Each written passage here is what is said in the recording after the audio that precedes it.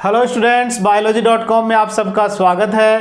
पिछले वीडियो में हमने संघ पोरिफेरा डिस्कस किया था। इस वीडियो में हम संघ सिलेंट्रेटा पढ़ने वाले हैं, जिसे निडेरिया भी कहा जाता है। इसके ये जो दोनों नाम है सिलेंट्रेटा और निडेरिया, इन दोनों नामों से इसके दो महत्वपूर्ण और विशिष्ट कैरेक्टर सामने आते हैं। पहले इस संघ को सिलेंट्रेटा कहा जाता था, वर्तमान में हैशचेक नाम के वैज्ञानिक ने इसे निडेरिया नाम दिया। देखो इससे कौन से दो कैरेक्टर सामने आते हैं वो समझते हैं। सिलेंट्रेटा जो नाम है पहला वाला सिलेंट्रेटा, वो दो वर्ड से मिलकर बना है, सील प्लस एंटीरॉन। सील यानी होता है हॉलो या खोखला, और एंटीरॉन यानी होता है इंटेस्टाइन। होलो यानी खोखला, इंटेस्टाइन नाल। तो शाब्दिक अर्थ इसका ये निकल रहा है खोखली नाल या खोखली आंत्र। तो वास्तव में ये जो जीव होते हैं ये डिप्लोब्लास्टिक होते हैं। दो स्तर का इनका शरीर बना है, और जो मध्य का भाग जो होता है वो खोखला होता है, हॉलो होता है। एक बीच में कैविटी पाई जाती है, गुहा पाई जाती है, और उस गुहा को इस सिलेंट्रेटा से ही सिलेंट्रॉन कैविटी कहते हैं।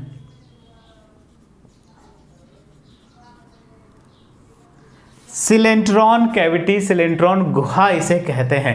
तो इसका पहला कैरेक्टर कि इसके शरीर के मध्य में गुहा पाई जाती है और इसे सिलेंट्रॉन गुहा कहते हैं इससे, और इसीलिए इसे नाम पड़ा सिलेंट्रेटा। दूसरा जो इसका नाम जो हैशचेक नाम के वैज्ञानिक ने दिया था निडेरिया, निडेरिया नाम पड़ा इनमें विशेष तरह की दंश कोशिकाओं की उपस्थिति के आधार पर। दंश कोशिकाएं, इनमें स्टिंगिंग सेल्स पाई जाती है, दंश कोशिकाएं पाई जाती है, और उन दंश कोशिकाओं को नीडोब्लास्ट या नीडोसाइट कहते हैं। इन नीडोब्लास्ट या नीडोसाइट कोशिकाओं की उपस्थिति के कारण ही इस संघ को निडेरिया नाम दिया गया, निडेरिया नाम दिया गया। जैसे कि आप इन चित्रों में देख सकते हो, ये जो लाल रंग की मैंने बनाई है ये सभी नीडोब्लास्ट है, दंश कोशिकाएं, नीडोब्लास्ट कोशिकाएं इन्हें कहते हैं, और इसीलिए इस संघ का नाम निडेरिया पड़ा। जैसे कि आपके एनसीईआरटी में ये जो चित्र आपको नीडोब्लास्ट का दिया हुआ है, आपको चित्र केवल दिमाग में रखना है कि इस तरह की होती है। आपको इससे संबंधित, इस स्ट्रक्चर से संबंधित कभी कोई प्रश्न नहीं आता है, आपको इतना गहराई में नहीं जाना है। एनसीईआरटी में जितना है केवल उतना ही हमें डिस्कस करना है। तो ये नीडोब्लास्ट कोशिकाएं हैं, और ये नीडोब्लास्ट कोशिकाएं बहुत महत्वपूर्ण कैरेक्टर है संघ सिलेंट्रेटा या निडेरिया का। ये जो दंश कोशिकाएं हैं, ये दंश कोशिकाएं इसके शरीर के लगभग सभी भाग में पाई जाती है। विशेषकर जो इसके स्पर्शक होते हैं उन पर ये बहुत अधिक मात्रा में, बहुत अधिक संख्या में होती है। और इनका कार्य क्या होता है, ये कार्य क्या क्या करती है। एक तो ये आधार से चिपकने में सहायता करती है, आधार से चिपकने में। जब ये वॉकिंग करेगा, चलेगा, तब आधार से चिपकने में ये सहायता करती है। इसके अलावा ये कोशिकाएं इसकी सुरक्षा करती है, आत्मरक्षा में सहायता कर रही है। कोई बाहरी परभक्षी इसे खा न ले, उसे बचने के लिए ये सहायता कर रही है। इसके अलावा ये दंश कोशिकाएं या जो नीडोब्लास्ट कोशिकाएं हैं, ये शिकार को पकड़ने में भी सहायता करती है, शिकार को मारने, शिकार करने में ये सहायता कर रही है दंश कोशिकाएं। इसीलिए ये बहुत महत्वपूर्ण कैरेक्टर हो जाता है संघ सिलेंट्रेटा का, क्योंकि ये दंश कोशिकाएं इस संघ का विशेष लक्षण है और संघों में ये नहीं पाई जाती है, ध्यान रखना है। तो बहुत महत्वपूर्ण कैरेक्टर है कि इनमें दंश कोशिकाएं, नीडोब्लास्ट कोशिकाएं पाई जाती है। इसीलिए इस संघ को नाम दे दिया गया निडेरिया। ठीक है, अब बात करते हैं इसके स्वभाव और आवास की।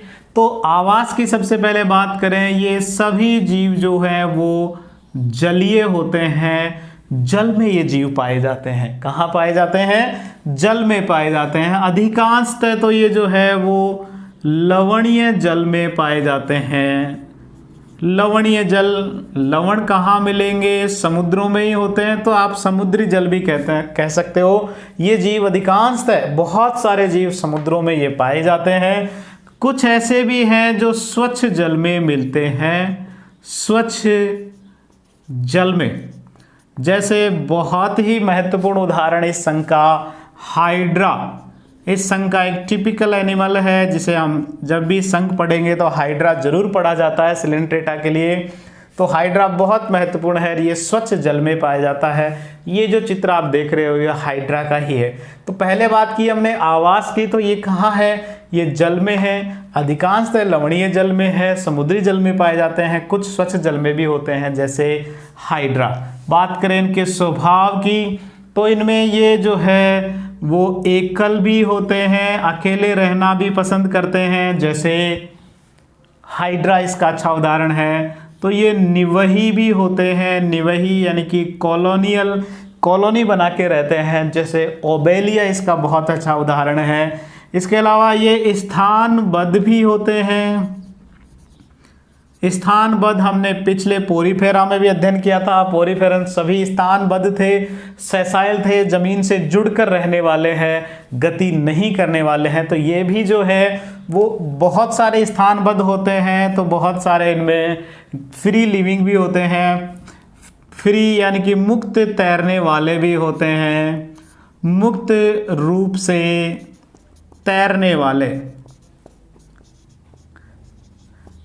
मुक्त रूप से तैरने वाले भी ये होते हैं। तो इनमें दोनों तरह के कैरेक्टर हैं। ये एकल भी है तो निवही भी है, अकेले रहना पसंद करते हैं तो कॉलोनी में भी रहना पसंद करते हैं। ये स्थानबद्ध भी मिल जाएंगे, समुद्र के पैंदे से जुड़े हुए भी मिल जाएंगे, तो मुक्त रूप से तैरते हुए भी मिल जाएंगे। जैसे हाइड्रा जो है स्थानबद्ध होता है, लेकिन जेलीफिश या ऑरेलिया का जो ये मैंने चित्र बनाया है ये फ्री लिविंग होते हैं, समुद्र में फ्री रूप से तैर रहे हैं, मुक्त रूप से तैर रहे होते हैं। ये हमने इसके स्वभाव और आवास की बात की। उसके बाद हम आधारों को डिस्कस करते हैं। वर्गीकरण के जो विभिन्न आधार हैं उनको हम डिस्कस करते हैं। बात करें सबसे पहले इनमें किस तरह का ऑर्गेनाइजेशन है, तो बहुत महत्वपूर्ण है। इनमें उत्तक स्तर का शारीरिक संगठन होता है। टिश्यू लेवल ऑफ ऑर्गेनाइजेशन इनमें पाई जाती है। टिश्यू लेवल की ऑर्गेनाइजेशन इनमें होती है, उत्तक स्तर का इनका शारीरिक संगठन होता है। बहुत महत्वपूर्ण है, ध्यान रखना है। बात करें इसके दूसरे सममिति इनमें किस तरह की होती है, तो इनमें अरीय सममिति पाई जाती है। इनमें अरीय सममिति पाई जाती है। रेडियली सिमेट्री इनमें पाई जाती है, रेडियल सिमेट्री इनमें पाई जाती है। यानी कि आप बहुत सारे अक्षों द्वारा इसे दो बराबर भागों में बांट सकते हो, इन्हें दो बराबर भागों में आप डिवाइड कर सकते हो कई सारे अक्षों से, इसलिए इनमें अरीय सममिति पाई जाती है। इनमें अरीय सममिति पाई जाती है। नेक्स्ट इनका कैरेक्टर ये डिप्लोब्लास्टिक होते हैं। डिप्लोब्लास्टिक यानी कि इनका शरीर का निर्माण दो जनन स्तर एक्टोडर्म और एंडोडर्म से होता है। हिंदी में इसे कहते हैं द्विकोरकी या द्विस्तरीय ये होते हैं। शरीर का निर्माण दो स्तरों से होता है, एक्टोडर्म और एंडोडर्म से। ठीक है, जैसे इनके शरीर का जो दो स्तर है वो दो स्तर कौन कौन से होते हैं? बाह्य स्तर, जैसे कि इस चित्र में मैंने दिखा रखा है, जो बाहर वाला जो स्तर होता है उस बाहर वाले स्तर को एपिडर्मिस कहते हैं। एपिडर्मिस या एपिडर्म कहते हैं। और जो भीतर वाला जो स्तर है, भीतर वाला उसे गैस्ट्रोडर्मिस कहते हैं या गैस्ट्रोडर्म कहते हैं। तो बाहर वाला एपिडर्म है और भीतर वाली गैस्ट्रोडर्म है। दोनों की दोनों बाहर वाली एक्टोडर्म से बनती है और भीतर वाली जो गैस्ट्रोडर्मिस या गैस्ट्रोडर्म है वो एंडोडर्म से बनती है। ठीक है, और इन दोनों के बीच का खाली भाग सिलेंट्रॉन कैविटी कहलाती है, गुहा कहलाती है। सिलेंट्रॉन गुहा पाई जाती है। एक चीज और आप साथ ही नोट कीजिए, ये जो दोनों परतें जो होती है एपिडर्मिस और गैस्ट्रोडर्मिस जो है, इन दोनों के बीच की जो भाग होता है इसे मीजोग्लिया कहते हैं। मीजोग्लिया कहते हैं, जो अकोशिकीय होता है, यानी कि इसमें किसी तरह की कोई कोशिकाएं नहीं पाई जाती, अकोशिकीय होता है। मीजोग्लिया, तो दोनों परतों के बीच में मीजोग्लिया पाई जाती है जो अकोशिकीय होती है। तो हमने इसके जो वर्गीकरण के आधार है, उत्तक स्तर का शारीरिक संगठन होता है, अरीय सममिति पाई जाती है, द्विकोरकी या डिप्लोब्लास्टिक ये एनिमल होती है। साथ में और कैरेक्टर्स की बात करें, इनमें देह गुहा, क्या इनमें देह गुहा होती है? नहीं, क्योंकि ये द्विस्तरीय होता है, मीजोडर्म तो यहाँ है ही नहीं, तो देह गुहा बननी ही नहीं है। इसके अलावा इनमें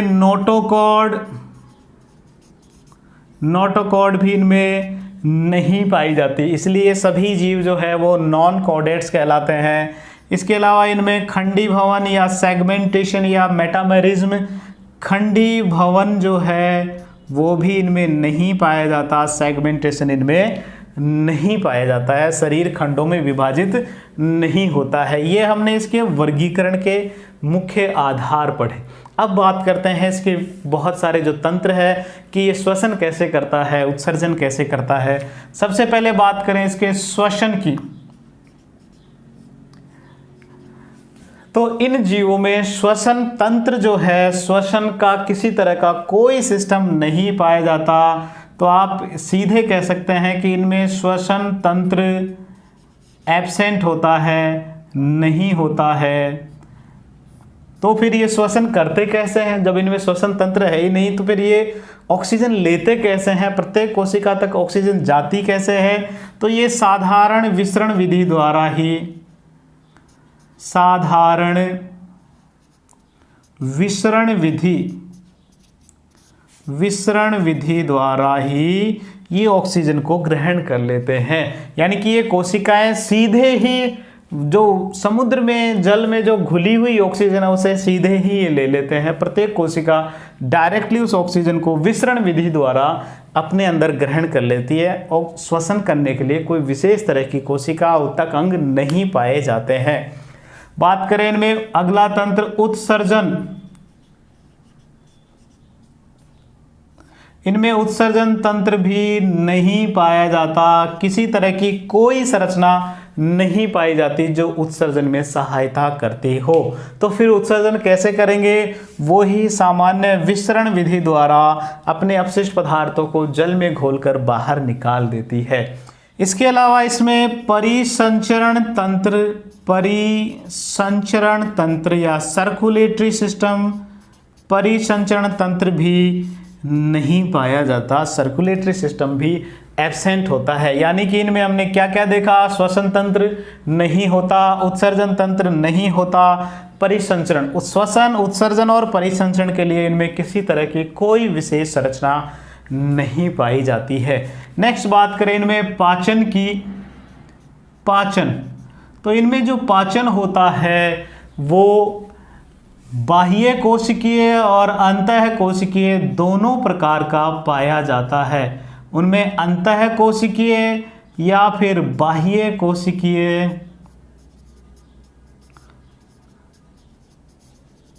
पाचन पाया जाता है।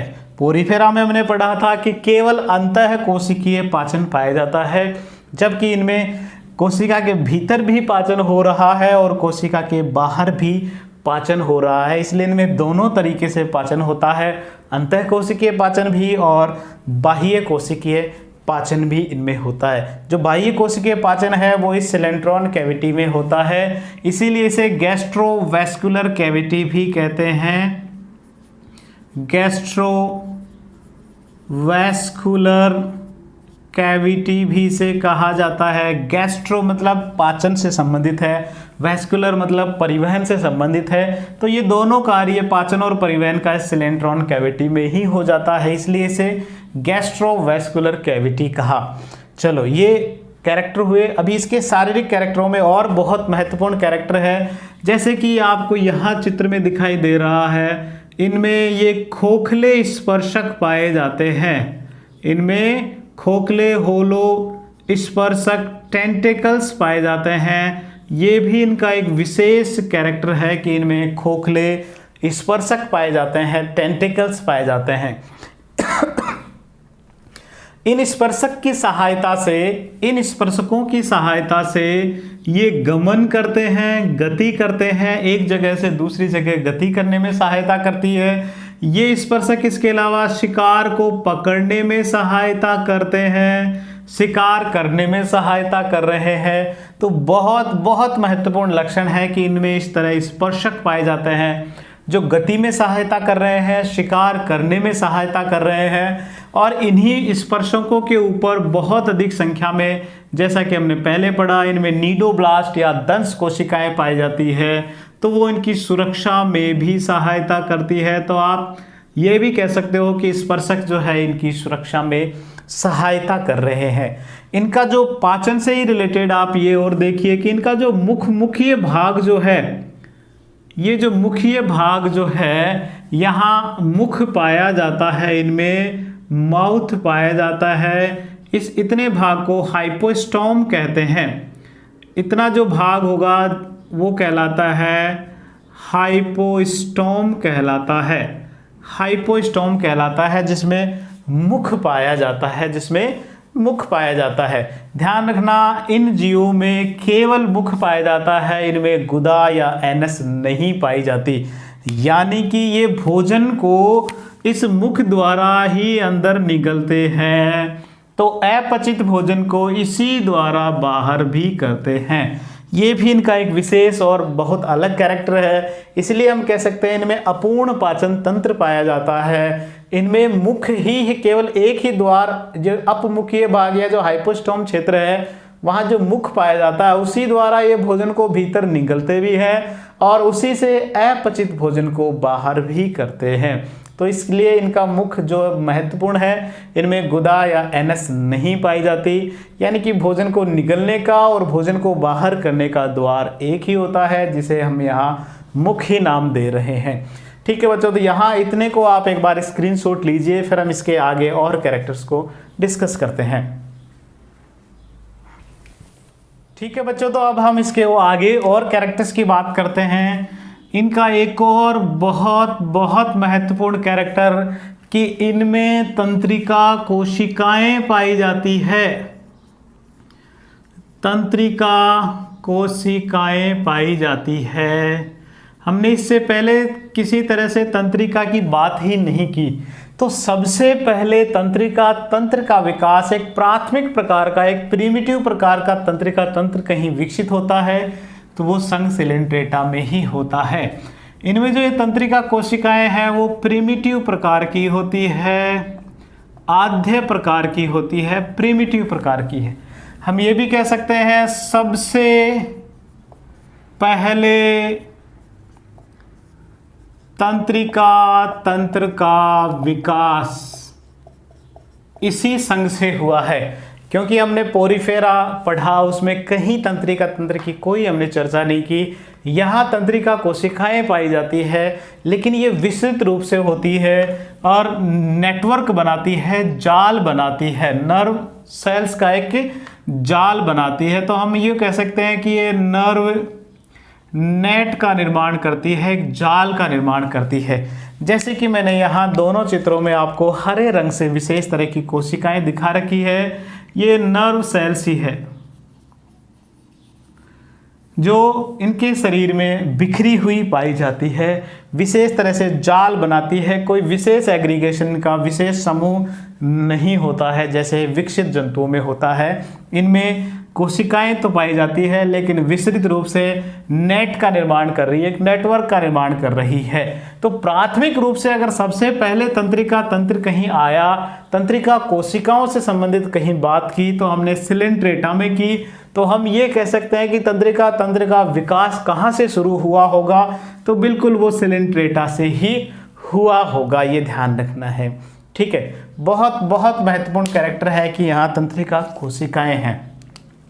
ये जो तंत्रिका कोशिकाएं हैं ये एपोलर होती है, यानी कि इनमें किसी तरह की कोई ध्रुवता नहीं होती है। जैसे तंत्रिका कोशिकाएं होती है द्विध्रुवीय होती है, बहुध्रुवीय होती है, लेकिन इनमें अध्रुवीय होती है, एपोलर होती है। यानी कि ये कोशिकाएं कुछ इस तरह से ही होगी, इसमें ना तो डेंड्रॉन्स होंगे ना एक्सॉन्स होंगे, कुछ नहीं होंगे, ना डेंड्रॉन्स होंगे ना एक्सॉन्स होंगे, इसलिए ये अध्रुवीय कोशिकाएं इनमें होती है, तंत्रिका कोशिकाएं। ठीक है, यहाँ तक बात समझ में आ गई होगी आप लोगों को। अब नेक्स्ट और एक और महत्वपूर्ण कैरेक्टर, महत्वपूर्ण नहीं, महत्वपूर्ण से भी ज़्यादा महत्वपूर्ण, 5 स्टार आप इसे लगा लीजिए, बहुत बहुत महत्वपूर्ण कैरेक्टर है कि सिलेंट्रेटा की जो जीव है वो द्विरूपता दर्शाते हैं। क्या दर्शाते हैं? द्विरूपता, डाइमॉर्फिज्म शो करते हैं, द्विरूपता दर्शाते हैं, यानी कि इस संघ के जो जीव हैं वो 2 रूपों में प्रकट करते हैं अपने आप को, 2 रूपों में पाए जाते हैं, इसलिए इन्हें कह सकते हैं कि सिलेंट्रेट्स जो है वो द्विरूपता दर्शाते हैं, डाइमॉर्फिज्म शो करते हैं। अब बात करते हैं वो रूप कौन कौन से हैं। एक रूप का नाम है पॉलिप और दूसरा है मेडूसा। इनमें 2 रूप पाए जाते हैं, पॉलिप और मेडूसा। पॉलिप और मेडूसा, जैसा यहाँ आप चित्र में आप साफ साफ दिख रहा है, ये जो पहला मैंने बनाया है ये पॉलिप है और दूसरा ये जो बना रखा है ये मेडूसा है। अभी इसके कैरेक्टर्स को हम और डिस्कस करते हैं। पॉलिप जो होते हैं वो पॉलिप अधिकांशतः जो है वो बेलनाकार होते हैं, बेलनाकार, सिलेंड्रिकल होते हैं, सिलेंडर जैसे होते हैं, सिलेंड्रिकल होते हैं, जैसे ये आप देख रहे हो सिलेंड्रिकल होते हैं। जबकि जो मेडूसा जो होते हैं वो छत्राकार होते हैं, छत्र के आकार का, छाता जैसे अम्ब्रेला शेप्ड या बेल शेप्ड घंटी के आकार के ये होते हैं। जैसे कि आप ये देख रहे हो, जैसे छत्ता होता है अपना, बरसात के दिनों में हम यूज करते हैं, तो वैसा कुछ नजर आ रहा है, छत्राकार ये होता है। जबकि पॉलिप कैसे हैं? बेलनाकार। तो पॉलिपों का आकार होता है बेलन जैसा, बेलनाकार, और मेडूसा का होता है छत्राकार या घंटी के आकार के होते हैं। दूसरा इनका महत्वपूर्ण कैरेक्टर, पॉलिप जो होते हैं वो स्थानबद्ध होते हैं, स्थानबद्ध यानी कि स्थान से जुड़े हुए हैं, गति नहीं करते हैं, गमन नहीं करते हैं, स्थानबद्ध होते हैं, ससाइल होते हैं। जबकि जो मेडूसा जो होते हैं वो मुक्त जीवी होते हैं, मुक्त रूप से तैरने वाले, मुक्त रूप से तैरने वाले होते हैं। हम मुक्त जीवी की बजाय हम कहें मुक्त रूप से तैरने वाले, मुक्त रूप से तैरने वाले, ये समुद्र में मुक्त रूप से तैर रहे होते हैं, यानी कि गति कर रहे होते हैं। तो पॉलिप स्थानबद्ध होते हैं, सेसाइल होते हैं, जबकि मेडूसा जो है वो फ्री फ्लोटिंग होते हैं, मुक्त रूप से तैर रहे होते हैं। पॉलिप जो है वो अलैंगिक अवस्था होती है, पॉलिप होती है अलैंगिक अवस्था, यानी कि ये सिर्फ और सिर्फ एसेक्सुअल रिप्रोडक्शन करेगी, अलैंगिक जनन करेगी, पॉलिप अवस्था। जबकि जो मेडूसा जो होती है वो हमेशा लैंगिक अवस्था होती है, लैंगिक अवस्था होती है, यानी कि मेडूसा हमेशा लैंगिक जनन करेगी, यानी कि युग्मकों का निर्माण करके और जनन करेगी मेडूसा। ठीक है, कुछ ऐसे जीव हैं इस संघ के जो केवल पॉलिप अवस्था में रहते हैं, कुछ ऐसे हैं जो केवल मेडूसा अवस्था में होते हैं, और कुछ ऐसे भी हैं जो पॉलिप अवस्था में भी रहते हैं और मेडूसा अवस्था में भी रहते हैं। बात करें सिर्फ पॉलिप अवस्था में, जैसे पहला उदाहरण हमारे सामने है हाइड्रा। हाइड्रा जो है केवल पॉलिप अवस्था में ही हमेशा मिलेगा। और मेडूसा, मेडूसा का जो उदाहरण जो केवल मेडूसा अवस्था में मिलेगा वो है जेलीफिश या ऑरेलिया। ऑरेलिया को कहते हैं जेलीफिश, जेलीफिश। जेलीफिश जो है वो केवल और केवल हमेशा मेडूसा अवस्था में मिलेगी। लेकिन एक ऐसे भी हैं जो पॉलिप में भी मिल जाएंगे, मेडूसा में भी मिल जाएंगे, जैसे ओबेलिया। ओबेलिया जो एनिमल है वो पॉलिप अवस्था भी शो करता है, मेडूसा अवस्था भी शो करता है। अब ऐसे जीवों में जो पॉलिप और मेडूसा दोनों अवस्था शो करते हैं, उनमें ये दोनों अवस्थाएं एक के बाद एक आती है। यानी कि आप ऐसे समझिए, ओबेलिया में अगर पहले पॉलिप आ रही है तो इसके बाद में मेडूसा अवस्था आएगी, मेडूसा के बाद में फिर पॉलिप, पॉलिप के बाद में फिर Medusa, polyp Medusa, polyp Medusa, इस तरह इनमें अल्टरेशन ऑफ जनरेशन पाया जाएगा। इसे कहते हैं ऑल्टरेशन ऑफ जनरेशन, पीढ़ी एकांतरण। यानी कि पहले पॉलिप पीढ़ी, फिर मेडुसा, फिर पॉलिप, फिर मेडुसा, फिर पॉलिप। तो इस तरीके से हम दे सकते हैं कि पीढ़ियां एक के बाद एक आ रही है, पॉलिप अवस्था एक के बाद एक आ रही है, पीढ़ी एकांतरण इसे कहते हैं, पीढ़ी एकांतरण। और इसे मेटाजेनेसिस भी कहा जाता है। बहुत बहुत महत्वपूर्ण कैरेक्टर है नीट एग्जाम के हिसाब से। पीढ़ी एकांतरण को मेटाजेनेसिस भी कहा जाता है। जेनेसिस जनरेशन, मेटा जनरेशन, ठीक है। तो यहाँ पीढ़ी एकांतरण को मेटाजेनेसिस भी कहा जाता है। अब इसे आप थोड़ा सा और समझिए यहाँ कि मेटाजेनेसिस में क्या होगा कि ये जो पॉलिप अवस्था है, मैं यहाँ लिख रहा हूँ पॉलिप और एक है मेडुसा। तो पॉलिप अवस्था जैसे कि हमने कैरेक्टर में पढ़ा कि ये केवल अलैंगिक जनन करेगी। तो पॉलिप अवस्था जो है अलैंगिक जनन करके मेडुसा का निर्माण करती है। पॉलिप अवस्था अलैंगिक जनन करेगी और बनाएगी मेडुसा। उसके बाद में मेडुसा अवस्था तो हमेशा कौन सा जनन करती है? लैंगिक जनन। तो मेडुसा अवस्था लैंगिक जनन करके पॉलिप का निर्माण करेगी। तो ये जो पीढ़ी एकांतरण हो रहा है उसमें भी थोड़ा सा ये आप और ध्यान रखें कि पॉलिप अलैंगिक जनन करके मेडुसा बनाती है और मेडुसा लैंगिक जनन करके पॉलिप अवस्था बनाती है। फिर से दोहरा रहा हूँ, पीढ़ी एकांतरण तो इनमें हो रहा है, मेटाजेनेसिस इनमें हो रहा है। कौन से जीव? जो दोनों अवस्थाएं शो कर रहे हैं, पॉलिप और मेडुसा दोनों रूपों में मिल रहे हैं, ऐसे जीवों में पीढ़ी एकांतरण पाया जाता है। यानी कि पहले पॉलिप, फिर मेडुसा, फिर पॉलिप, फिर मेडुसा, इस तरह इनका अल्टरेशन ऑफ जनरेशन मेटाजेनेसिस होगा। लेकिन वो भी कैसे होगा? पॉलिप अलैंगिक जनन करके मेडुसा अवस्था बनाएगी और मेडुसा अवस्था लैंगिक जनन करके पॉलिप अवस्था बनाएगी। ये आपको ध्यान रखना है। इस तरह इनमें अल्टरेशन ऑफ जनरेशन, मेटाजेनेसिस इस तरह इनमें पाया जाएगा। तो अभी हमने पॉलिप और मेडुसा द्विरूपता इनका बहुत बहुत महत्वपूर्ण कैरेक्टर है। दोनों रूप, एक पॉलिप कहलाता है, एक मेडुसा कहलाता है। पॉलिप बेलनाकार होता है जबकि मेडुसा छत्राकार होता है। पॉलिप हमेशा स्थानबद्ध होता है, जमीन से जुड़ा होता है समुद्र के पैंदे में, जबकि मेडुसा मुक्त रूप से तैरने वाला होता है। पॉलिप हमेशा अलैंगिक जनन करेगा, मेडुसा हमेशा लैंगिक जनन करेगा। पॉलिप अवस्था केवल जिनमें पॉलिप अवस्था पाई जाती है जैसे हाइड्रा, कुछ ऐसे हैं जिनमें केवल मेडुसा अवस्था होती है जैसे ऑरेलिया या जेलीफिश बहुत महत्वपूर्ण है। और कुछ ऐसे भी हैं सिलिंट्रेटा के जीव जो दोनों अवस्थाएं, जैसे फाइजेलिया है, जैसे ओबेलिया है, तो ये दोनों अवस्थाएं शो कर रहा होता है। ओबेलिया, फाइजेलिया दोनों अवस्थाएं शो कर रहा है, पॉलिप भी और मेडुसा भी। और जब दोनों अवस्थाएं शो करता है तो ये पीढ़ी एकांतरण दर्शाता है, एक के बाद एक पीढ़ी आती है जिसे मेटाजेनेसिस कहते हैं, जिसमें पॉलिप अलैंगिक जनन करके मेडुसा बनाता है और मेडुसा लैंगिक जनन करके पॉलिप बना रहा होता है। ठीक है, तो यहाँ तक आप इसे स्क्रीनशॉट लीजिए या उतारिए। इसके बाद हम इसके जनन को डिस्कस करेंगे और इसके उदाहरण हम देखेंगे। ठीक है बच्चों, तो अब हम बात करते हैं इसमें जनन की।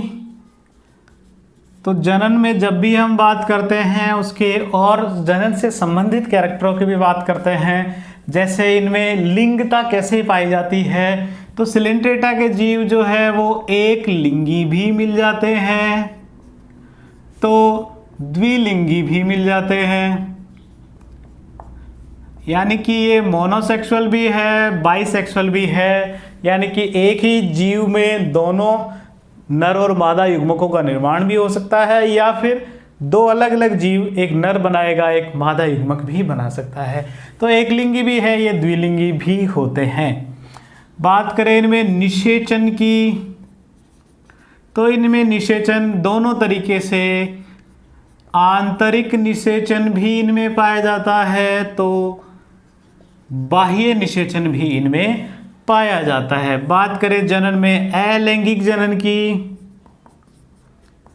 तो इनमें अलैंगिक जनन मोस्टली अधिकांशतः है बडिंग द्वारा होता है, मुकुलन द्वारा होता है। यानी कि इनके शरीर में मान लीजिए ये एक हाइड्रा है, इनके शरीर में एक विशेष तरह की छोटी सी बड का निर्माण होगा, कलिका बनेगी, मुकुल बनेगा और ये बढ़कर कुछ समय बाद में शरीर से अलग होकर नया हाइड्रा बना देगी।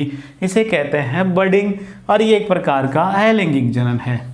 बात करें इनमें लैंगिक जनन की, तो लैंगिक जनन हमेशा युग्मकों से ही होगा। युग्मक, नर युग्मक और मादा युग्मक, नर युग्मक और मादा युग्मकों के संयोजन से नया जीव बनेगा, लैंगिक जनन। इनमें बात करें परिवर्धन कैसे होता है। परिवर्धन, इनमें जो परिवर्धन है अप्रत्यक्ष प्रकार का भी है और कुछ में प्रत्यक्ष परिवर्धन भी होता है। तो यहाँ आपने नोट किया होगा दोनों आ रहे हैं, एक लिंगी भी है, द्विलिंगी भी है, आंतरिक निषेचन भी है, बाह्य निषेचन भी है, अप्रत्यक्ष परिवर्धन भी है, प्रत्यक्ष परिवर्धन भी है। जब ये अप्रत्यक्ष परिवर्तन करेंगे तब इनमें लार्वा अवस्था बनेगी, श्योर है। अंडे से सीधे वयस्क नहीं बनकर बीच में कोई अवस्था बनेगी जिसे लार्वा कहते हैं और इनका लार्वा कहलाता है प्लेनुला। क्या कहलाता है? प्लेनुला लार्वा कहलाता है। ठीक है, नेक्स्ट इनमें पुनरुद्भवन की अपार क्षमता पाई जाती है। पुनरुद्भवन, रीजनरेशन की इनमें अपार क्षमता पाई जाती है, बहुत ज़्यादा क्षमता इनमें पाई जाती है रीजनरेशन की, पुनरुद्भवन की इनमें अनलिमिटेड की एक कैरेक्टर होता है। अगर आप हाइड्रा को 2 टुकड़े कर दें तो दोनों टुकड़े नया जीव बना सकते हैं। तो इनमें पुनरुद्भवन की अपार क्षमता पाई जाती है। बात करें इनके एग्जाम्पल्स की तो हमने 3 एग्जाम्पल्स पहले ही पढ़ लिए हैं जो बहुत ही जाने माने उदाहरण हैं संघ सिलेंट्रेटा के। पहला हमने नाम लिखा हाइड्रा जो स्वच्छ जल में पाया जाता है। दूसरा हमने पढ़ा ओरेलिया,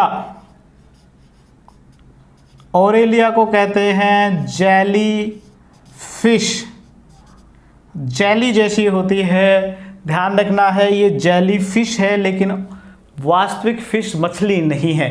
बहुत सारे एक बार एग्जाम्स में ऐसे प्रश्न आया हुआ है, आपको अलग अलग नाम दे दिया, पूछ लिया कि वास्तविक फिश कौन सी है। तो बहुत सारे नाम मैं आपको बताऊंगा जिनके आगे फिश लगता है लेकिन वो वास्तविक फिश नहीं है। पहला तो यही आ गया ओरेलिया जेलीफिश, जो वास्तव में मछली नहीं है, केवल नाम पर जेलीफिश लिखा हुआ है।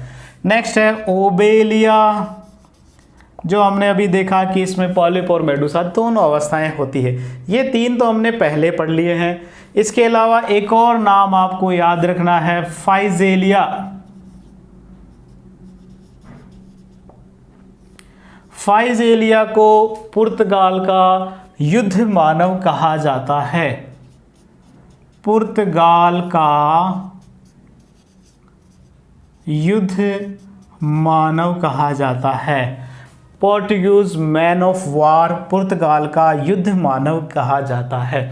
ठीक है, बड़ा विशेष नाम है फाइजेलिया, पुर्तगाल का युद्ध मानव। इसके अलावा और उदाहरण है, एक है पेनेटूला। पेनेटूला को सी पेन कहा जाता है, पेन से है पेनेटूला। इसका जो शेप है, पहले के ज़माने में जो बड़े कलम हुआ करती थी कुछ ऐसी ही होती है जैसा आप चित्र में देख रहे हो, इसलिए नाम दे दिया इसे सी पेन। समुद्री पेन है ये, कलम है ये। नेक्स्ट है गोरगोनिया। गोरगोनिया को सी फैन कहा जाता है। गोरगोनिया को सी फैन कहते हैं, समुद्री पंखा कहते हैं। इसकी भी शेप कुछ पंखे जैसी होती है, पहले जो ज़माने में यूज़ किए जाते थे वैसा कुछ है, इसलिए इसे समुद्री पंखा नाम दे दिया गया, सी फैन। नेक्स्ट इसके अलावा है मेंडेराइना। मेंडेराइना, मेंडेराइना को ब्रेन कोरल कहा जाता है। ब्रेन कोरल कहा जाता है, ब्रेन कोरल कहा जाता है। तो ब्रेन कोरल ध्यान रखना है, मेंडेराइना को ब्रेन कोरल कहा जाता है। ठीक है, तो ये कुछ इसके महत्वपूर्ण उदाहरण हो गए जो हमें याद रखना है। अब कोरल से यहाँ इसका जो एक इकोनॉमिक इंपॉर्टेंस आ गया, एक आर्थिक महत्व जो आपको याद रखना है, इस संघ के जीवों द्वारा कोरल्स का निर्माण होता है। कोरल का निर्माण यहाँ इसके द्वारा होता है इस संघ के जीवों में, क्योंकि इनमें पाया जाता है कैल्शियम कार्बोनेट का स्केलेटन, अंतः कंकाल इनमें पाया जाता है। और उस कैल्शियम कार्बोनेट की वजह से समुद्र के पैंदे में बहुत सारे कैल्शियम कार्बोनेट का डिपोजिशन होता है, जमाव होता है, और उसे ही हम कोरल्स कहते हैं या रीफ भी कहा जाता है। कोरल या कोरल रीफ कहा जाता है। तो कोरल्स का निर्माण जो है, या मूंगा चट्टान हिंदी में लिखा होगा, मूंगे की चट्टान। तो ये जो मूंगे की चट्टान जो होती है, ये जो कोरल्स या रीफ जो होते हैं, उनका निर्माण कौन से जीव करते हैं? तो वो सिलेंट्रेटा के जीव करते हैं। आपको ध्यान रखना है, बहुत सारे एनिमल्स ऐसे हैं जो उनमें कैल्शियम कार्बोनेट का कंकाल होता है और वो ही डिपॉजिट होकर कोरल्स का, रीफ्स का निर्माण होता है। जैसे आपने ग्रेट बैरियर रीफ का नाम सुना होगा, जो विश्व की सबसे लंबा कोरल है, कोरल रीफ है, ग्रेट बैरियर रीफ। ये विश्व का सबसे बड़ा कोरल रीफ है, जो ऑस्ट्रेलिया के पूर्वी तट पर पाया जाता है। ग्रेट बैरियर रीफ ऑस्ट्रेलिया के पूर्वी तट पर ये पाया जाता है। ग्रेट बैरियर रीफ जो विश्व की सबसे बड़े रीफ है, कोरल्स है। और कोरल्स का निर्माण किससे हुआ? सिलेंट्रेटा के जीवों से इनका निर्माण हुआ है, कोरल्स का। ठीक है बच्चों, तो इस तरह आज हमने सिलेंट्रेटा पूरा संघ हमने डिटेल से पढ़ा। इसी तरह जुड़े रहें biology.com के साथ, अपने ज्ञान में वृद्धि करते रहें। धन्यवाद।